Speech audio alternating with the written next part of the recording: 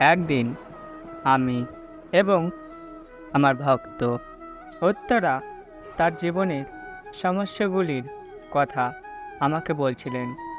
তিনি বলছিলেন যে তিনি ধৈর্য হারিয়ে ফেলেছেন এবং জীবনের সংগ্রামে সাহায্য করতে পারছেন না।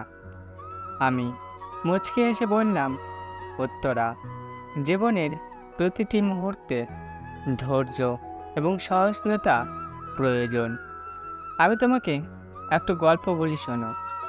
একবার এক গ্রামে একজন কৃষক বাস করতেন। তিনি খুব পরিশ্রমী ছিলেন এবং প্রতিদিন কঠোর পরিশ্রম করতেন, কিন্তু তার ফসল ভালো হয়নি এবং সে হতাশায় ভুগছিলেন। তিনি ভগবানের কাছে প্রার্থনা করলেন, হে ভগবান, আমার এত পরিশ্রমের পরেও কেন আমার ফসল ভালো হয় না?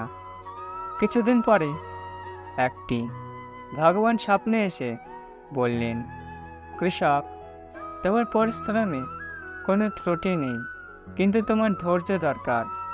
সব কিছুই সঠিক সময়ে হবে। কৃষক ধৈর্য ধারণ করলেন এবং পরিশ্রম চালিয়ে গেলেন। অবশেষে তার ফসল ভালো হলো এবং তিনি প্রচুর ফল লাভ করলেন। তিনি উপলব্ধি করলেন যে ধৈর্য এবং সহিষ্ণুতাই সফলতার চাবিকাঠি।